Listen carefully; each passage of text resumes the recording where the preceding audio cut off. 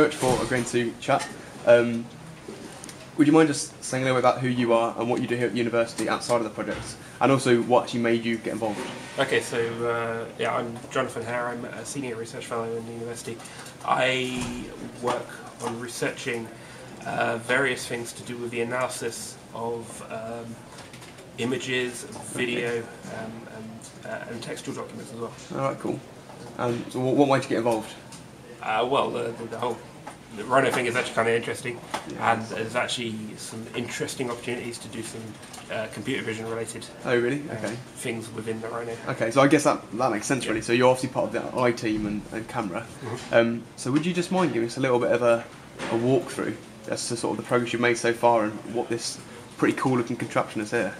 It looks quite like a prototype, but it looks pretty cool in there. Yeah, so this is our prototype for seeing exactly what kind of things that we can actually do in software for the Rhino.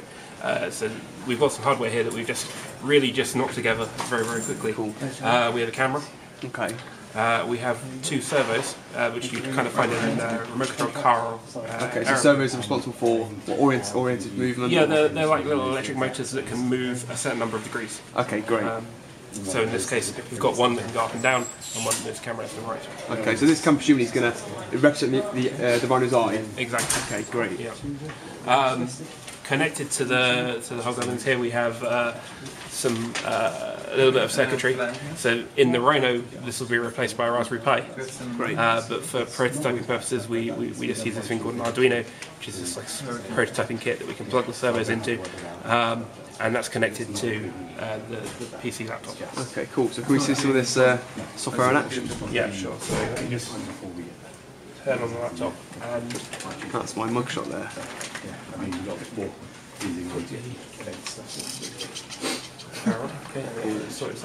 Okay, so you can see on the screen that the software is locked onto your face. Right, okay. And if you move around, what you should see is that the camera will follow you. Oh, wow. It's a bit creepy, that, yeah, that's great. That's amazing. So I can see how this is going to work in the Rhino as well. That's amazing. So it literally just locks and remembers your face, and it just follows it. Yeah, exactly.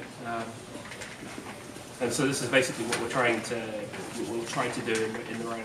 I think that the Rhino version will be simpler than this. The camera won't move in two dimensions; it'll only move left and right, just because of the constraints of the shape of the head and the difficulty of actually getting all the missing. I guess. Yeah, exactly. So we have to, and that's another big problem with the Raspberry Pi itself is that it's quite an underpowered device. So the processing that we can do is a little bit limited. Okay, so I guess that poses some interesting challenges though as to how you're going to go from this prototype into a working solution in the Rhino.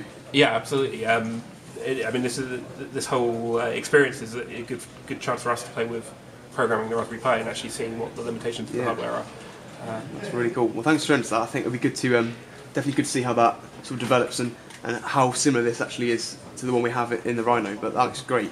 And just on a final note, just to round up, it's a bit of a silly question really, but if you could have any feature in this Rhino, okay, so no regard to budget or time or price of getting a part in, what would you want to see in the Rhino? I think it'd be cool to see a development of this. I mean, we've got some basic things here. We have a camera for the eye, and we can, on the Raspberry Pi, we can do some really simple processing. If we had more time and more computational power inside the Rhino, would actually be able to do some really interesting things. I mean, some of the things that we talked about are feeding the Rhino by showing it barcodes, for example. Right, okay. They're the kinds of things that we would be able to do on the camera if we had good enough hardware, essentially. Great. That's really interesting. Well, thank you very much for that. Appreciate your time.